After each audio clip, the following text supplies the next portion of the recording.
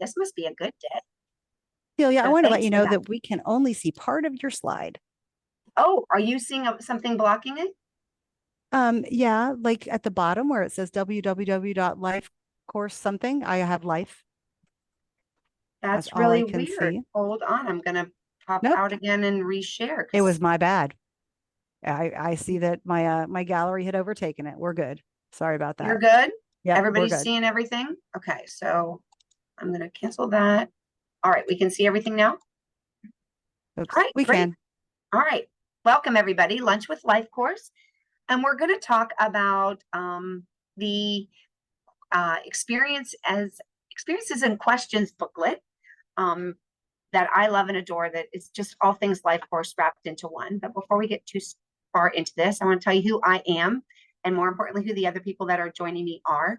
My name is Celia Schlomer. I am part of the Family Resource Network of Ohio, but I also sit down at Cincinnati Children's Hospital and I'm a Charting the Life Course ambassador and coach. I also do family support for people down here in Southwest Ohio. And I think my little um, difference about me is that I handle family members and family and individuals with disability from birth into aging. So I can support any family member along the road just who wants to know more um, around what they need to know or resources they want to access. So my role is very fluid that way. So if you ever need additional support, please feel free to contact me. And you have my contact information. I'm joined here by two folks that are just in the room that are also from Family Resource Network of Ohio. One was Tracy, she was speaking before, and she'll do a quick wave. And the other one is Brandy Muhammad, and Brandy has just joined our team. And you'll be seeing more of her across time as she gets acclimated and finds her niche. So welcome and thanks to you guys for being here. Erica will be here shortly and Tracy may bow out, but I just wanted you to know and become familiar with the Family Resource Network folks so you know who we are. So this Charting a Life course experiences and question booklets and the quick guides. So throughout everybody's life, we all face questions and looking for answers of what's going to help us on that journey to a full life and that meaningful life that we're all looking for and searching as we live day to day. And it's true for everyone. And especially when you or someone you care about experiences a disability or a special healthcare need, we run into asking those questions in a different way, right? So the Life Course Experiences and Questions booklet really helps you recognize that every child, even a very young child, or wherever you are on this journey called life, as we age, as we grow into adulthood, has experiences and opportunities that shape how we live the lives we live. Some of them are positive, some of them are challenging, some of them are unexpected, some of them are planned, but we all have these life experiences. And this tool, the Charting Life Course tool, is based on the Life Course approach, which sees life as a series of stages from infancy into older adulthood and aging, where what we do, what we experience, or what we learn in each stage builds on what we did, what we experienced, or what we learned in the previous one. So it helps people and families understand the Charting Life Course principles.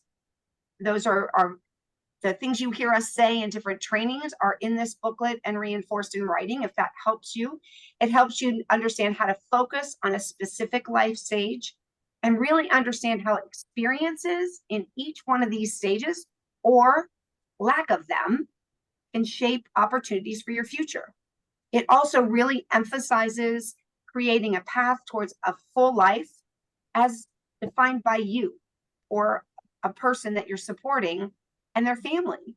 So, for example, if somebody's goal is to work in the community, early experiences like taking on household chores and developing peer relationships contribute to our success when we become someone who wants a job where we live. The anticipatory guidance that has people of any age thinking about and seeing how to make these connections and plan these activities and experiences is what this tool is about. And that term, I'm going to say it wrong, anticipatory guidance, was a medical term. It's used, it's that idea that when we go, for example, to see a pediatrician with our child, when we go to see a specialist, they start to talk about what's happening now and ask questions that get us thinking about the future. So when the pediatrician is talking to a child and has said, so have you learned to ride your bike? And the child's like, oh, I got a bike and I've got training wheels. And then the pediatrician says, so do you wear a helmet?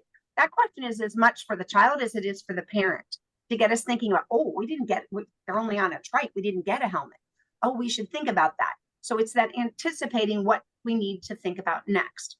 So why do we care about anticipatory guidance and thinking about across those life stages and in all aspects of life? Well, research supports this. So we know that waiting until high school to begin thinking and supporting this vision for life after school, thinking about a job or a career, if we don't start thinking about that till we're 18 and getting ready weeks from graduation, we know we feel like we've waited too long for any child, right? Those early messages that we hear, what do you want to be when you grow up?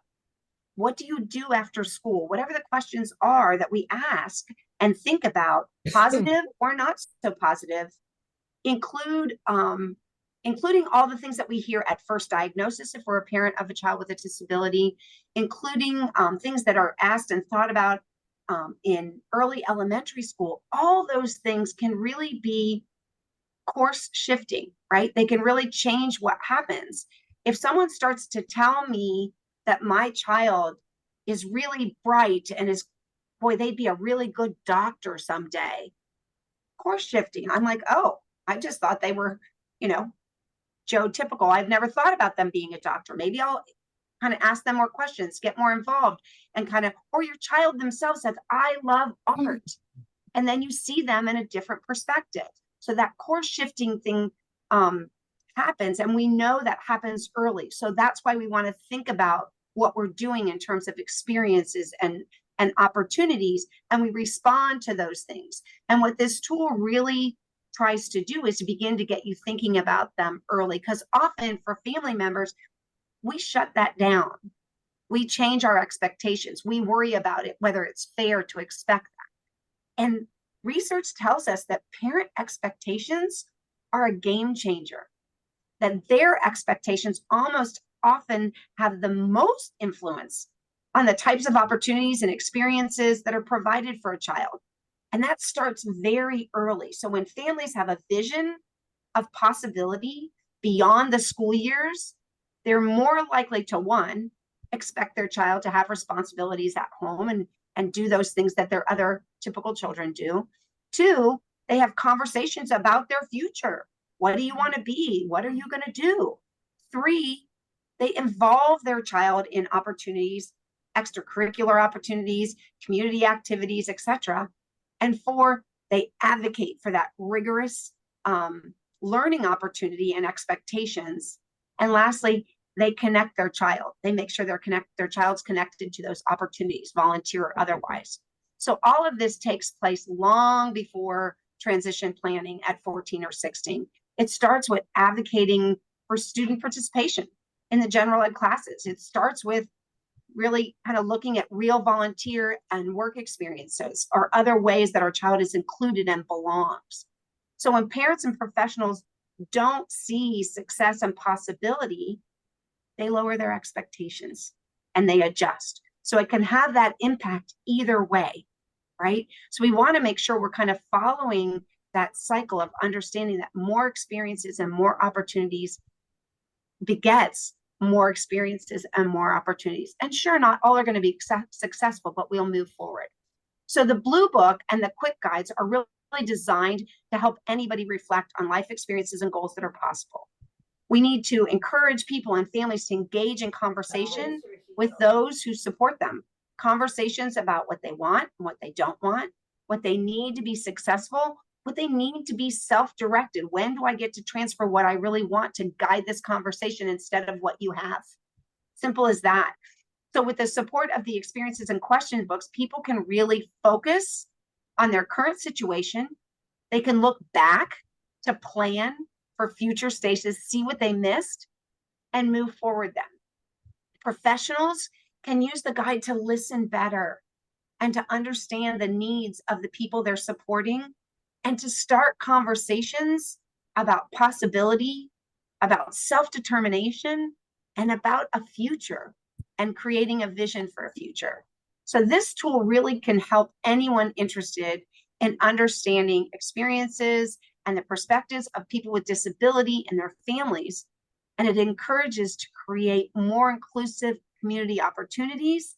And it ultimately aims to use tools for everyone to achieve fulfilling and self-determined lives. Sounds hokey, but let's take a look at it, okay? So the Experiences and Questions booklet and the Charting a Life Course Quick Guides can be found in several places. But if you go to the Charting a Life Course tab at FRNO, so first going to our website at frno.org, then you're going to go to the tab called Charting the Life Course, and then you're going to scroll down till you see the word Tools. Underneath that, you're going to see Helpful Resources, and under Life Stages and Learn More, you're going to find these tools. This QR code will take you to the FRNO webpage, and but you'll find those tools there. And you all have a copy of these slides, so you don't have to memorize this. And you can, and there's some of the tools are attached also. But we want to make sure that you know where to find them, right? So next, let's just look inside for a brief second. So each quick guide, and those are by each life stage. So the quick guide is one life stage: early childhood, school age, transition age. The questions and answer book is everything all rolled into one. So each quick guide is packed with information to support anyone as you think about what you need to know and do in your role, person, parent, or professional, as you work to think about and find or develop supports, or just that idea of knowing what you need to know and what it takes to look and move towards that vision that you have, or that vision you have for your child, or that vision you have for the person you're supporting or someone that you care about. They each look at each Charting the Life Course domain. So those domains of daily life and employment, healthy living, advocacy and engagement, community life, safety and security. They look at each domain and in each life stage. So we're going to look at daily life and employment in early childhood. And we're going to start asking our these anticipatory guidance questions.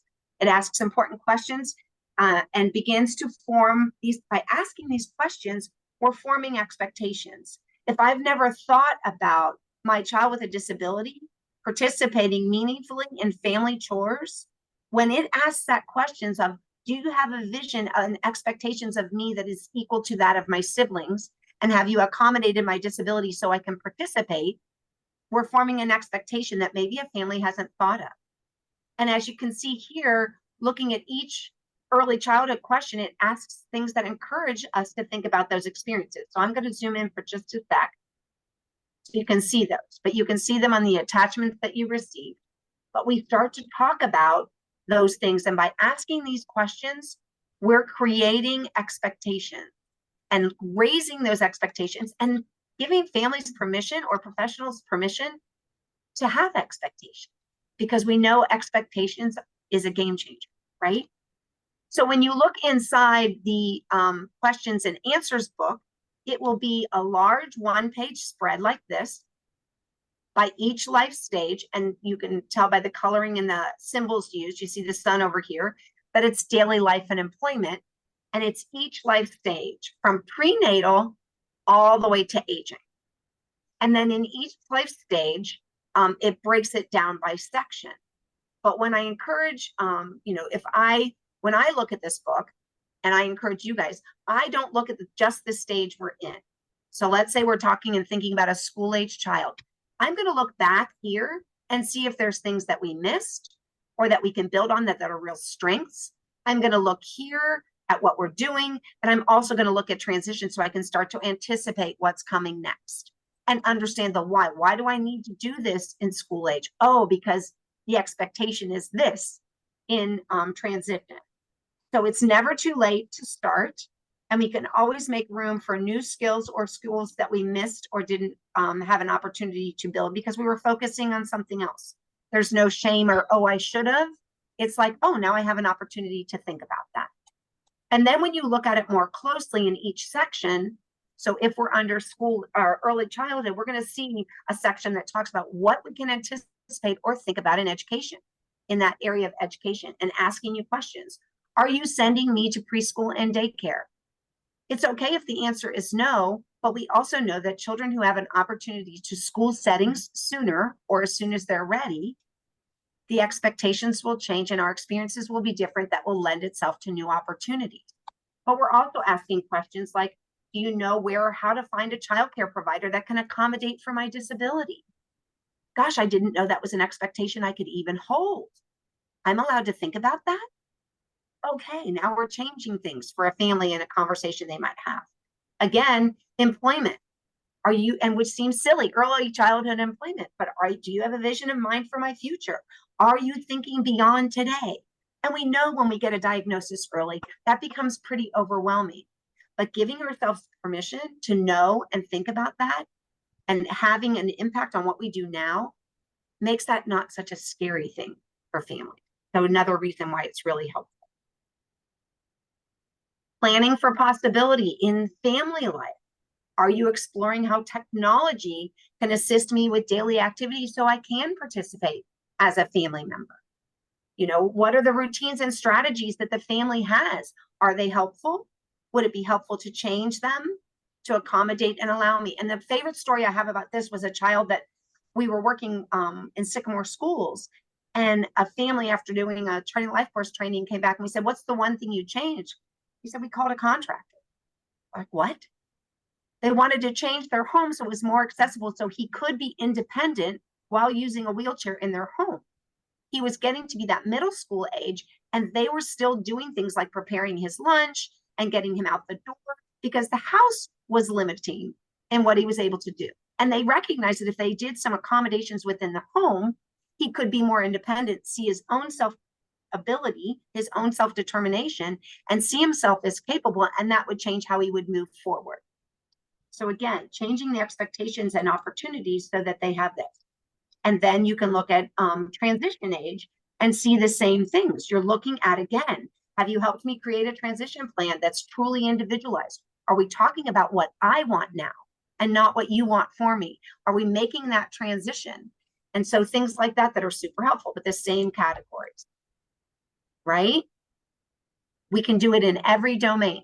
So you'll see this is social and spiritual, which is something that sometimes gets a little lost, but we know how important it is to be able to connect with people. That impacts whether we keep a job. If we're not working on those skills early on, and we do have a vision of our child working and participating and contributing in any way, volunteered or paid, we're going to need those skills, and we can't scramble and create those in high school, right? That's a big gap to make up for. So we're thinking about it, and we're talking about what have we done thus far? Am I learning how to make friends and maintain relationship?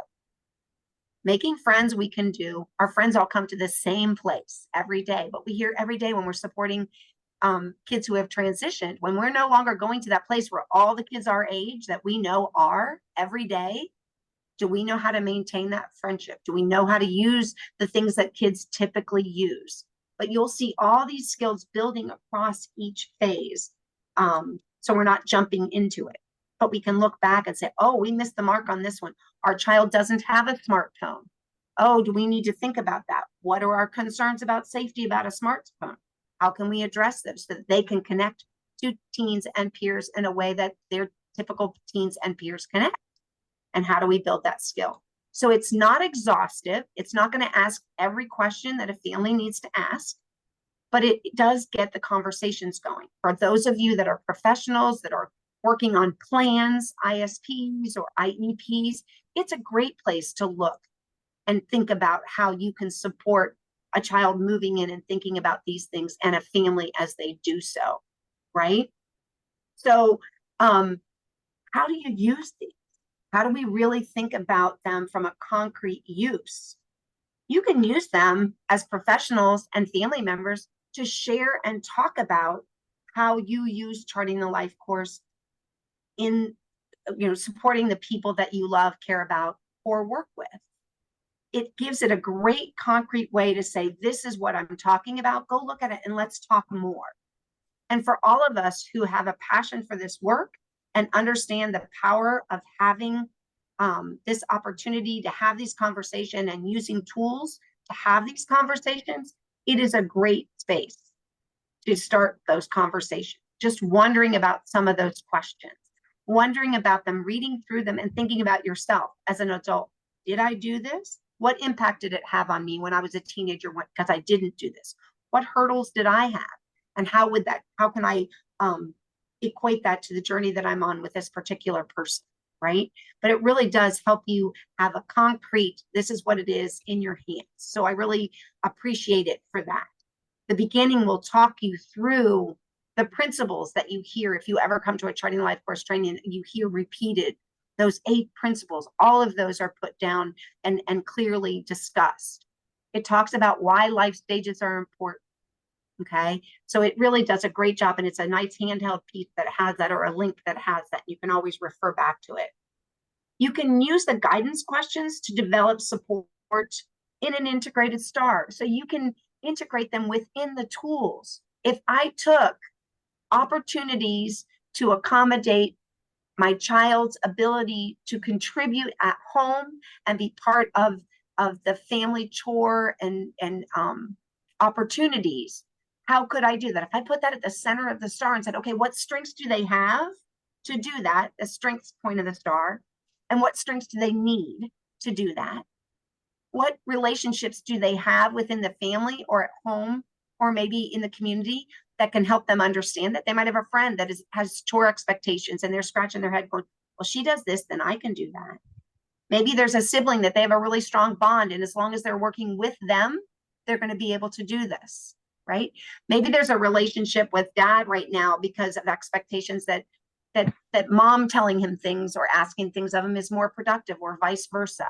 So again, that relationship part of the STAR. How can we use technology? How can we put into their talker phrases like, Mom, can I empty the dishwasher for you? Mom, can I do the silverware? Whatever it is. So how do you build that in? And using those guidance to lead into that use of it within a tool, right? Using the guidance questions to identify a goal in the trajectory. I've never thought about how they're making and maintaining friends. I would love to talk about and investigate that more and have a conversation with him now that he's in high school of what we're not providing as a family, that, or where we're a barrier to them maintaining a friendship.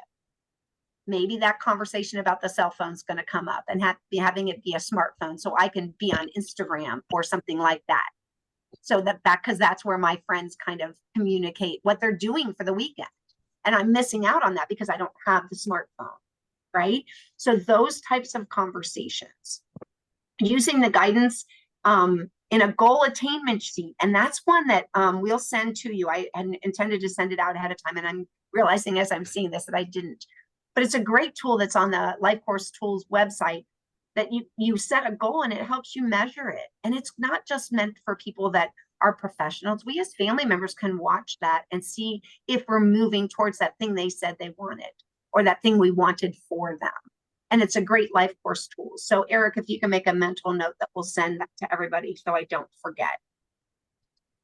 So because talking about progress really makes us understand how these tools are working.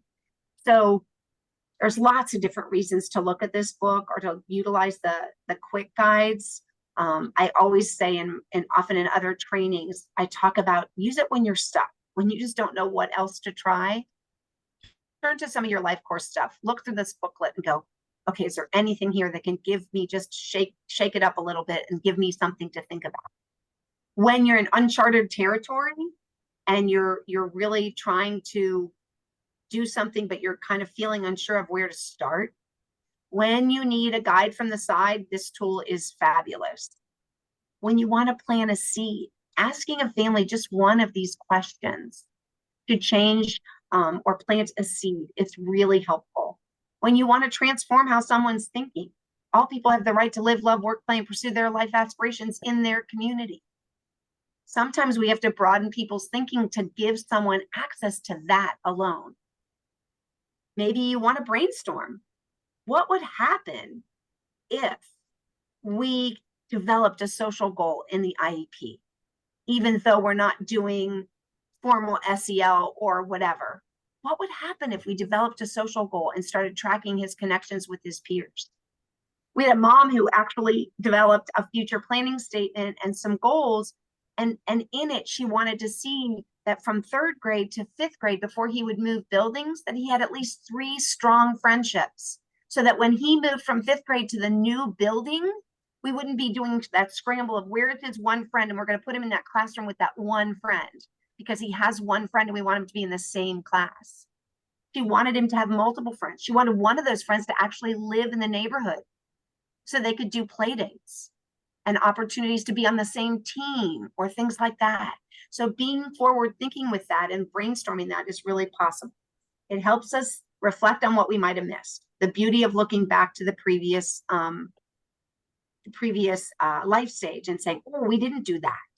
What's going to be the consequence of that? Should we work on that now? It certainly encourages independence, but if you're in life course spaces at all, more importantly, or as important, it encourages interdependence, that connection of team members, parent to the IEP team, parent to the ISP team, that child to parent, that child to their teacher, that interdependence that happens when we're all working together, we're all talking the same language, we all have the same vision, we all have the same goals, can be a game changer.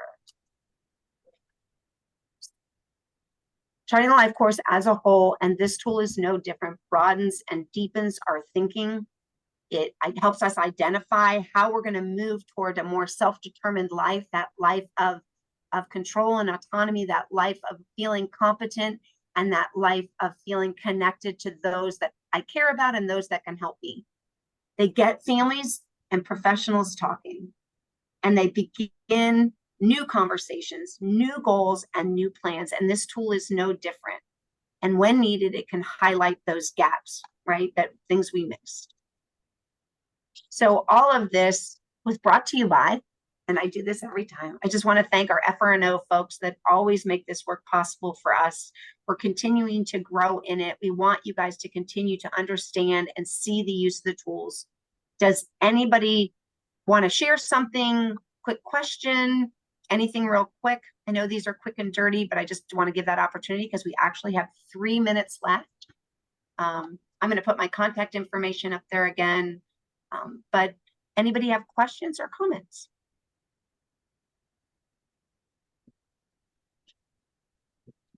No. All right. I'm going to put my contact information up real quick one more time. I'm going to thank you all for coming and giving up time at your lunch.